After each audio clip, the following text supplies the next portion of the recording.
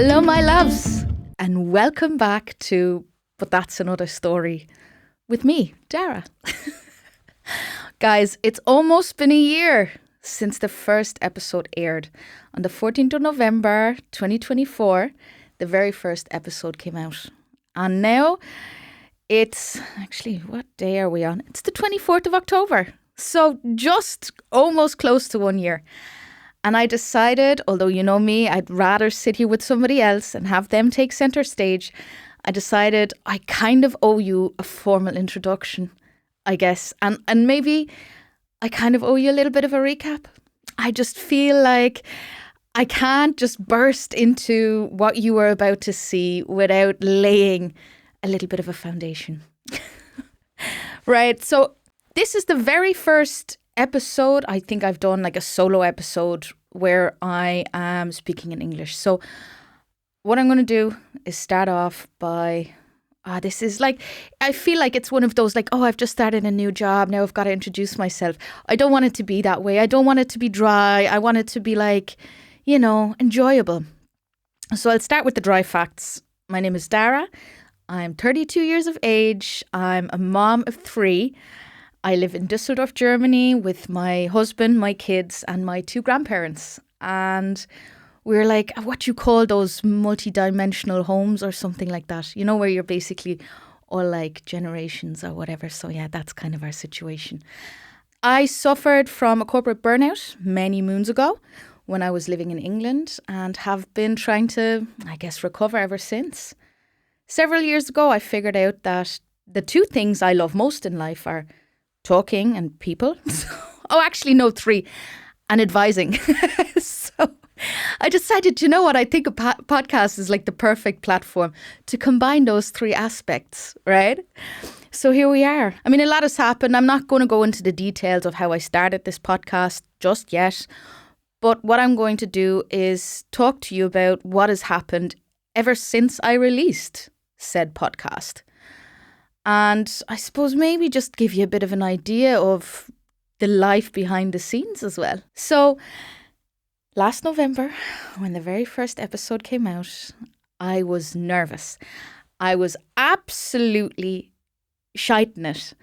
And in the very first episode, which you can see if you go and scroll back, you will find a conversation between me and one of my school friends, Alex, who is, I suppose, she deals with femininity. That's her area.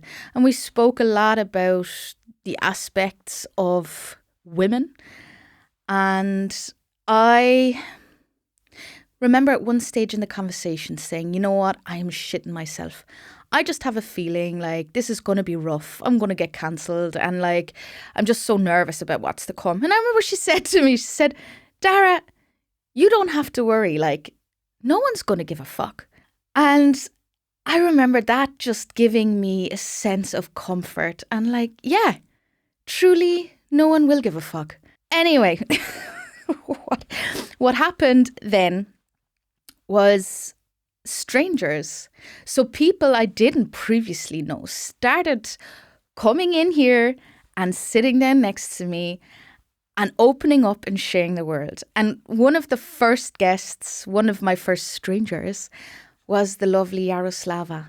And I mean, at the stage when she agreed to actually come in here, sit down and have an interview with me, she didn't know anything about me. I'd sent her some like slide deck that I kind of threw together, you know, with a bit of a recap of the guests, my friends, who I had on up to that date. And she just trusted me blindly and said, yeah, Dara, let's do it. So that was scary, but also really like, in a way, liberating. I was like, oh my God, I can actually get people to do this. This might even be possible, right? So after I posted the episode with her, that was my first sense of, I guess, like, wow, there's something happening. Like, I'm getting feedback. People were commenting. And I mean, I know obviously it was about her and what she spoke about and the wisdom she passed on. But what I noticed is like, oh yeah, like people actually like that. They like to hear from people they really admire. And I know this is common sense. Of course they do, Dara.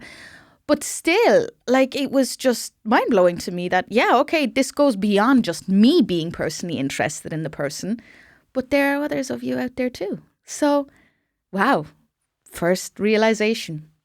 Incredible. So I spent most of that November and December not just on the production of the episodes, but also reaching out to potential guests, trying to get in as many people into this little room as possible. And I mean, my calendar was fully booked. That's all I can say. I had once a week, and I still do, have an episode scheduled to be recorded. And that's the kind of rhythm I set for myself. Sometimes I did 2 recordings in a week, but that was pushing it. Like, that was, yeah, my calendar was full, my heart was full, my head was full. But I was just like, I guess, trying to find my way. I'll be really honest with you straight out. I really, really underestimated how much work it really was going to be. Because all I ever heard from other people was like, oh, sure, everybody has their own podcast. And, oh, that's so easy. Oh, social media, like, what a laugh and what a DOS. So in my head, I had this picture of how easy it was going to be. And guys, was I wrong with that assumption? Yeah, so that was a little bit surprising. And then, besides, I guess, the actual recording of the episodes themselves, there's also, I consider it almost a pre-recording. It's where I have an introductory call with the person who I would like to come visit me to see, first and foremost, is there a connection between us? Because if I feel like we don't have a vibe, then I don't know how good the episode is going to be, even if the subject that the person brings to the table is incredible. If I can't do them justice with my character or my personality, and they find me maybe annoying, which, to be honest, everybody has the right to do so, it's not an episode that I'd like to record and air, just because I want to also enjoy what I'm doing, right? So there were a lot of very memorable introductory calls that, like, looking back, changed me. Subjects that got brought up that I never really had much to do with. And not every introductory call translated into an episode, but there was one extremely memorable introduction call that I don't think I'll ever forget. And it was with a girl who responded to an advert that was online for a total of 8 seconds before some admin of a group decided to delete it. That's another story. And she reached out to me and said, hey, I spotted your ad online and, like, I can't find it anymore, but I noted down your Instagram handle and decided to reach out to you here. I am basically an end-of-life carer, and my I suppose, world is death. And she proceeded to tell me she'd like to kind of maybe discuss it or film an episode about it. So we got onto a phone call, and the conversation we had for about an hour or an hour and a half was incredible. Like, she really just gave me so many new perspectives also on death and the process of dying, like, that I'd never even kind of considered.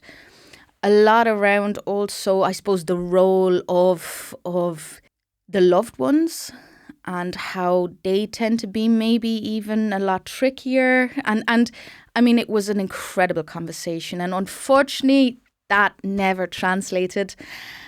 So I was a little bit gutted and a little bit sad, but there were reasons, and I get it. But yeah, so there were a lot of those moments too.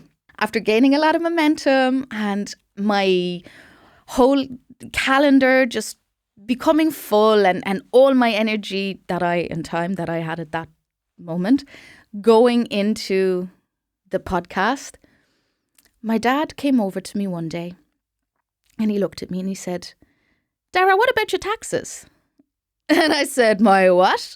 I said, but surely, like, I'm not at a stage where I'm earning money and stuff. He's like, yeah, but you want to, right? And like, yeah. He was like, so you need to now go back since the first day you started this podcast and essentially hand in every receipt that is part of this project. So I was like, oh, right. maybe eventually at some stage. And he's like, no, like now, like let me teach you. So December was essentially spent not only with these introductory phone calls, posting the first episodes, getting the hang of social media, what I'm doing.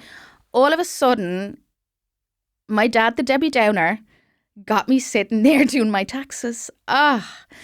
So I remember every day or every 2 days, I'd go there and I'd add more receipts and I'd go through it and the process and all the different categories for anybody out there who's done their taxes in Germany, right? And I want to specify Germany because I've done taxes in England and trust me, it's a whole different world, right? So when I started going through this process, I guess it was a bit of a bonding moment for me and him too.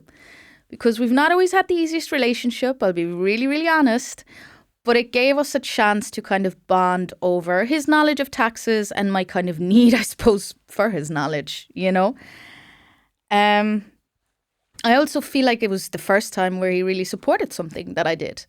You know, the previous jobs I had, it was always like, yeah, great, like, but as soon as I said, listen, that's what I want to do, and he started seeing these episodes online, he was one of my first followers. He would comment on like all the different videos that would be uploaded, and you know, so I was like, oh my God, this is like, okay, we have this little thing going on. And for Christmas, he bought me a ticket for this social media marketing event, which, you know, said, right, let's go together. And really, like, you know, he's like my little business partner, I suppose, consider him, you know. So as I'm sitting there every day, I notice him getting a little bit weaker. And it would have been around Christmas, the 24th of December, and we all celebrate together. We throw a big meal kind of, and the family comes and joins. And he left quite early. He said, oh, you know, I'm just really tired, and, you know.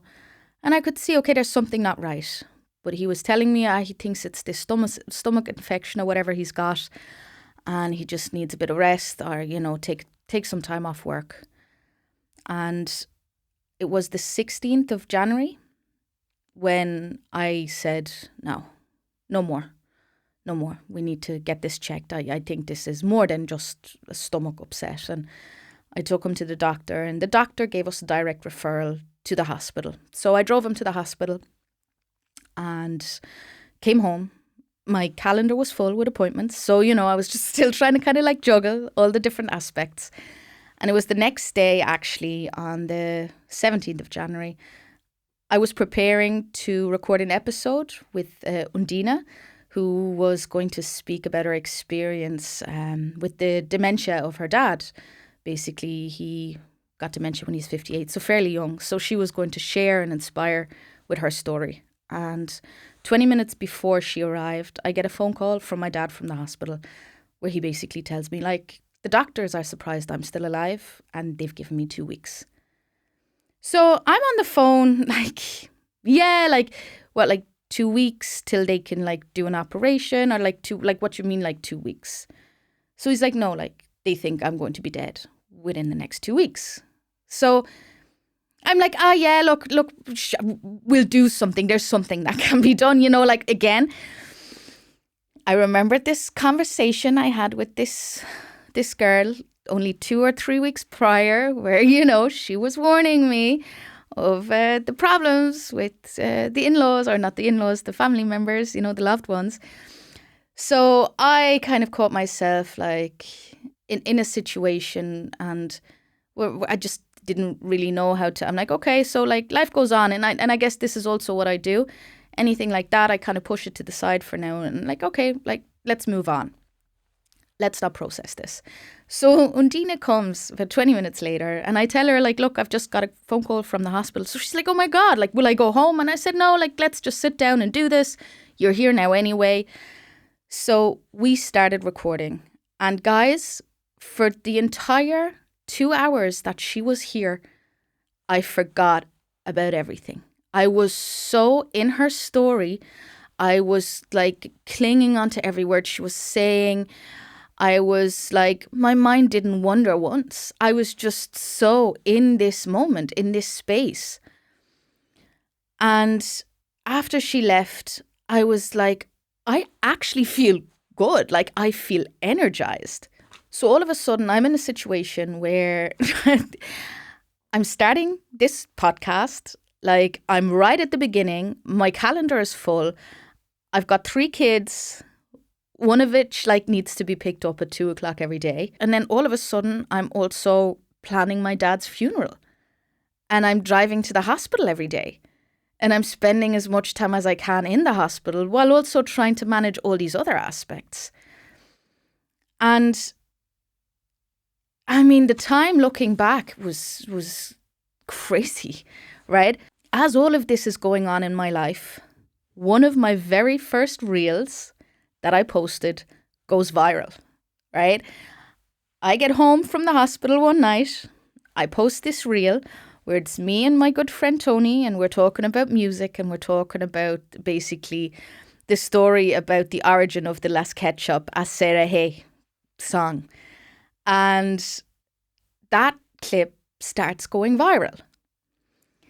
And I'm at home, and I remember I put my phone on charge, and all of a sudden, just like notifications keep popping up. And I'm like, oh, fuck. Is this what it is? And even the next day, like I wake up in the morning and it's like, fuck, I'm going viral. And like this stress in my stomach of just like, and there's so much hate, like people are there because basically I have this thing for anyone who knows me. If I speak German, I have since I was tiny. If I speak German, it's what we call Denglish. I will always have a mixture of German and English. And for most of my really close friends who've known me since I was small, that's normal. They know I kind of go between the two. And most of them have perfect English anyway, so they pretty much do the same. So for anyone in my closer surrounding, it's the most normal thing ever. And all of a sudden, I'm sitting there getting hate, right? And I'm on my way to the hospital. Now I have no signal inside the hospital. So, which to be honest, looking back was probably amazing because that meant while I was there, I was with him. I was with my family. I got to really spend that. What's quality time? Let's be honest. Someone's there dying. It's not quality time. As a quality time is when they're well and when you're actually doing things together that you're both enjoying. Sitting there and just kind of asking, so how did you sleep last night? How's it going? Like, are we there yet? That's not quality time, you know? But what I decided to do was take this going viral moment and use it to give him a little bit of entertainment. Like I said, my relationship with him has always been a little bit rocky, but I know he gets huge amounts of enjoyment out of me being in a situation where I'm getting hammered. So I would come in every day and there'd be like 30 new comments with someone saying something either about my appearance, the way I talk. I mean, okay, there were some comments there where people were telling me I should kill myself and they hate us and stuff. So I'm not even, I didn't mention those because I think that's just mental illness, But there were a lot of them where they were making like references to German politicians and stuff. Like it was funny. We were having a laugh. So I'd stand there and he'd be like, so anything new? And I'd read out like all the comments, people slating me. So yeah, that was my kind of experience. And I couldn't believe it, right? Because all jokes aside, I'm just going to be really honest with you. I had a plan for how I was going to do this. I had a plan for how it was going to go, what direction I was going to take it. And I, in a way, felt like overnight I went from 2025 is going to be my year to, oh my God, 2025 might actually break me. And it was incredible. It was just, and the problem, it's not a problem. I think it's just the natural course of things. But when you're going through a process of losing someone, pretty much anyone you speak to on the phone or friends or relatives, it's always about the person who's dying. And it's like, oh, how is he? How are you guys? How is it all going? What does your day look like? So not only are you in this situation, but it's almost like you don't even get to escape from the situation because everything is always about the situation. And sure, you're also trying to look for like comfort in other people, and you're looking almost for somebody who will say, you know what, this is what you do and this is how you deal with it and you'll be fine. You're almost looking for this like magic key to deal with something like that, you know? So as all of this is going on, I get a visit from my lads, I call them the podcast lads, my editor Finn and Leon, who's a photographer, who's also been on the podcast. The two of them come to Dusseldorf to spend a weekend where we're basically shooting a bit of material and sitting down, talking, discussing projects. And, you know, I show them the ropes. They're in the studio and they help me with the lighting and the setup. And I just had a really nice time escaping. And to be honest, I'm so, so grateful. And I'll say this from the bottom of my heart. As somebody who's dealt with severe addiction in the past, and as somebody who has been to a place where they've been lost and maybe thrown themselves into severe unhealthy behavior in situations where there's emotional distress, I feel like the podcast grounded me. It gave me something. And of course, my family did and the kids too. But I feel like it was something where, right, I don't even really have time to think about how fucking terrible the situation is, you know, because I've got so and so coming for an episode, or that and that is happening, and I've got to do this and that, and in a way it distracted me, you know, which isn't always a good thing, I'll be honest, especially when you're going through grief.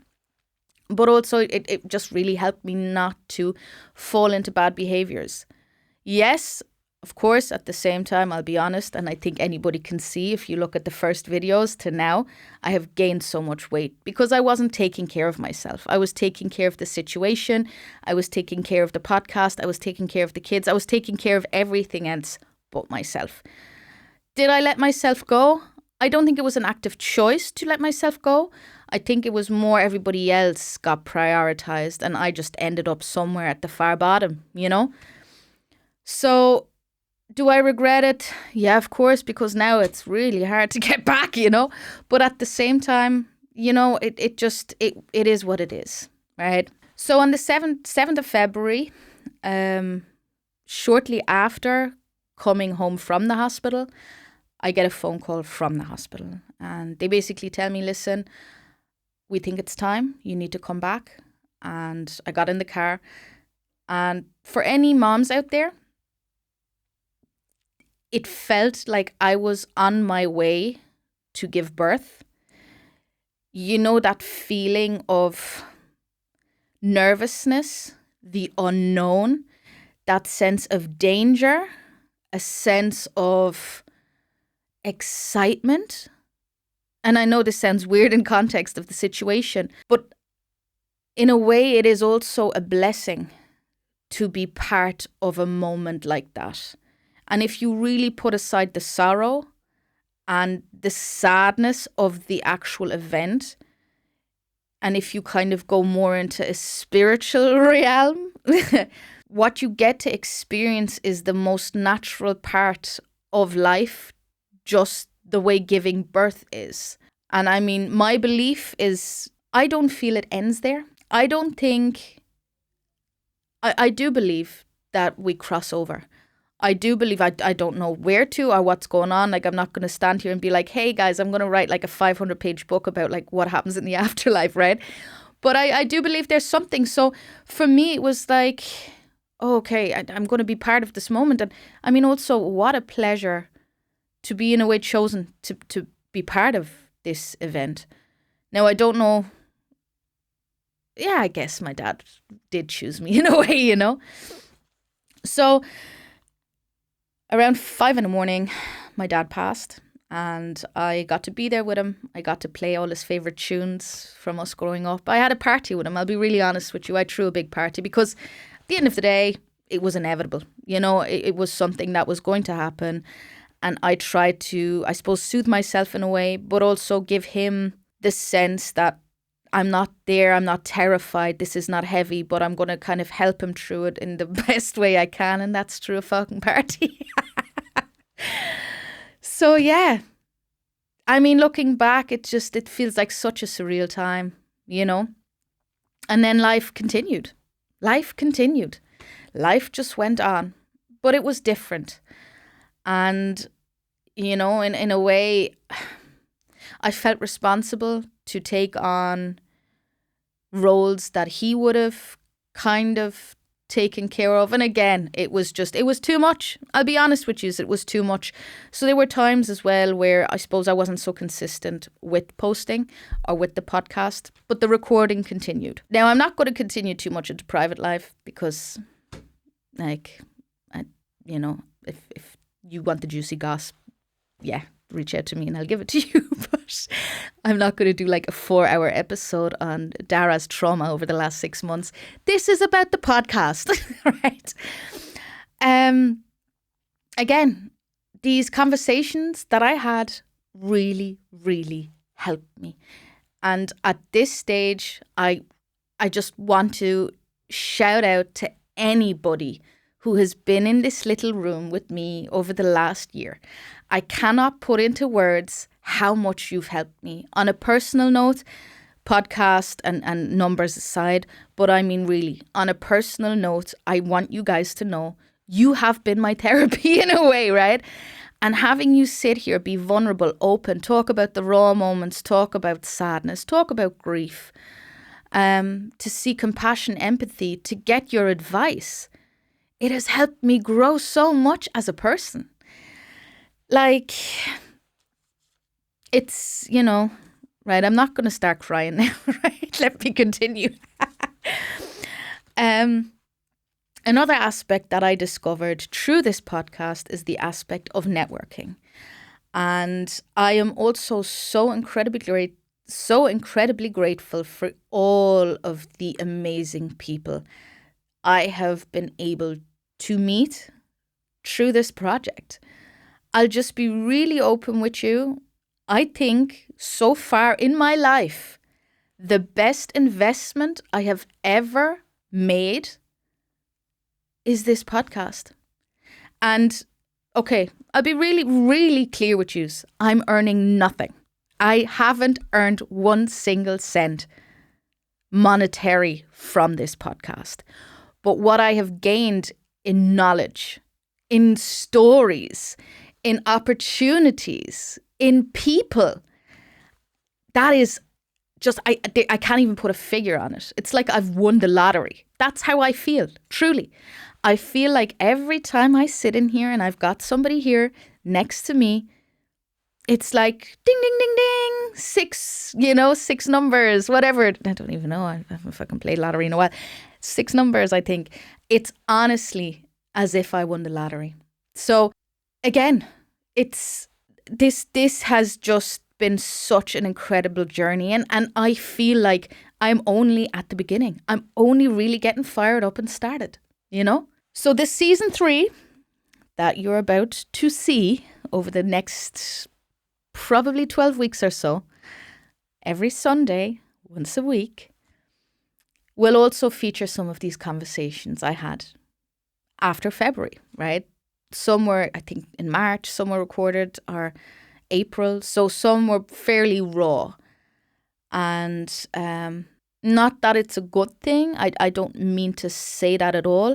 But I feel like looking back, yeah, you can see I'm exhausted. You can see I'm tired. But I don't feel like you can sense the grief or the overwhelm in the moment. And that is because of what I have just told you. It has been so incredibly therapeutic and so enjoyable. And yeah, I'm baffled. Again, I cannot comprehend how many people have trusted me over this last year, how many people have come here, and how many people are reaching out to me and saying, hey, listen, I would love to have a go myself. Like, thank you so much, honestly, from the bottom of my heart. Thank you for making this possible. But at the same time, I guess having just told you what I've told you, I don't want any of you to be worried. If I go quiet on here, I'm fine. I'm probably a little bit overwhelmed. I'm trying to manage everything, but I'm fine. I've got it. I'm just, I suppose I'm kind of stumbling through, learning as I go along, And it was actually a conversation I had with somebody yesterday, and she asked me what I do. And I explained, and she kind of, I goes, as everyone, like, where do you want this journey to go? La, da, da, da, da, da, da. And I'll be honest, of course, I have a core business plan. I have a vision. I've got a goal that I'm working towards. But I also understand that life is life, and you can have the best plan out there, but then life comes along and you end up somewhere where you couldn't even have imagined, right? So what I'm trying to say is I'm not going to go into my business plan. This is not a pitch. But what I am telling you, front and center of everything I do and every plan I have and every direction this podcast is going to go, it will always be about human connection, the human experience, life, what it's got to offer, different views, because that to me is what interests me and it excites me. And that was actually at the very start of the project, one of the first insecurities I had. Because a lot of people were coming up to me and they were like, right, Dara, you're doing a podcast. What's your niche? And I'm like, well, I have none. And they were like, well, then you might as well just leave it. Because if you don't have a niche, no one's going to listen to your podcast. You may as well just leave it. So I'm like, okay, all right, okay. And going back to this event that I told you guys about, that my dad paid for, this expensive event, which I unfortunately obviously ended up attending myself, I met probably, I mean, I don't even think this is what I've heard from everyone, Germany's best copywriter. And I got to sit down and learn from her. And I grabbed the opportunity on a lunch break to pull her aside and say, listen, I need your advice. I'm doing this project. This is what I want to do. This is where I'm going. But I feel like I cannot pitch to you in 2 seconds about who will be on this chair. Because last week there was a dancer. Next week it's like a mediator. The week after it's going to be like, who knows, right? Who knows? It will always have to do with life and the human experience and just different views. But for me, I don't want to have a niche. And she looked at me and she said, well, maybe that's precisely your niche, that you don't have a niche. And I was like, oh my God, yes. So yeah, guys, this is my short business pitch. Welcome to my podcast that doesn't have a niche. And that's my niche. Oh man, that tickles me. Obviously, front and center and my heart belongs to this podcast and this opportunity in the invest in myself. But besides that, the core and the foundation of who I am is far greater. I'm not a podcaster. I'm a mom. I'm a wife. I'm a grandchild. I'm a daughter. I'm a podcaster. I'm also a friend. And these are all aspects that fulfill my life besides this project, So for me, I need to understand, and I don't want to be the person who's driven by, what are your numbers? Have you achieved this yet? Have you achieved that? I want this to be enjoyable. I want this to be sustainable in the long run so I can continue doing this forever. And I want this also to be respectful and mindful of life. And I think with my dad passing, it's kind of woke me up a little bit more, right? Because even last December, I was working my ass off. I was sitting there pushing in long hours, right? Now, thankfully, I was busy doing my taxes, so I did get to spend that bit of quality time. But had I known that it would have been the last Christmas with my dad, I think I would have worked differently. And being mindful, obviously, of life and it there being an end for all of us, I want to be very mindful of holidays and celebrations, and I really want to make sure I get to absorb them and not feel like they're a burden on my podcast, if you know what I mean. So there will be seasons, there will be times where I disappear off the face of the earth, or disappear off the face of the World Wide Web, I'd say, because I will be here on Earth, but I won't be in the internet. I'm just a girl who's in charge of managing 3 kids and life, who's trying to make it work. That's all it is, right? I don't know all the answers. I don't have all of the time or the facts. I'm just stumbling along here, trying to make the best of it. So please bear with me.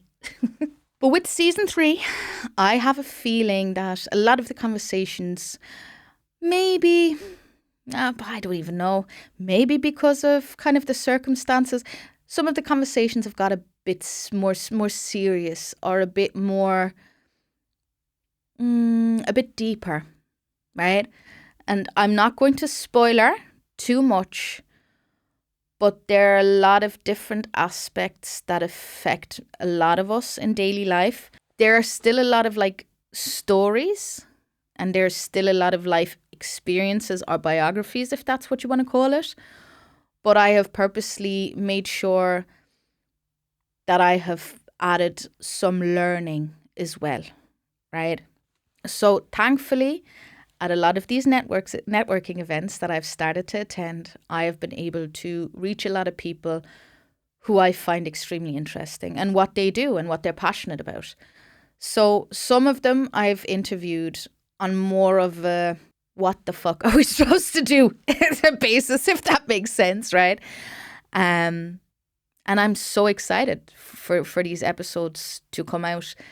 I'm so proud of a lot of these conversations, and I'm going to take this moment, right? And this is very, very difficult because, right? But I am so proud of the work I delivered despite the circumstance. I am so proud that I didn't let life roll me over. I'm so proud that I continued.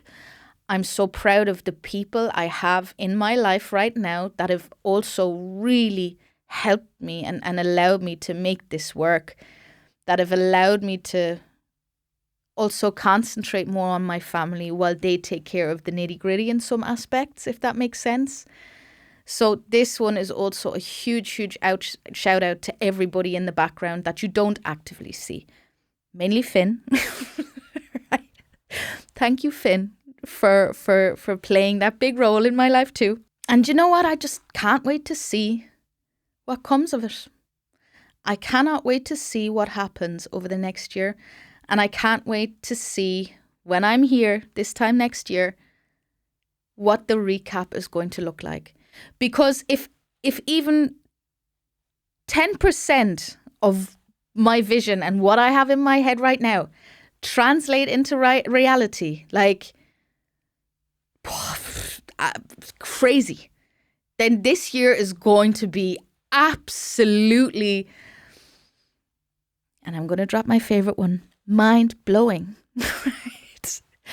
It's going to be just everything. It's going to be everything, right?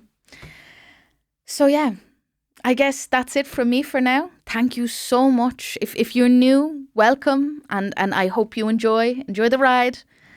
And if you're old and you've been around for a while, thank you for being around. Thank you for listening.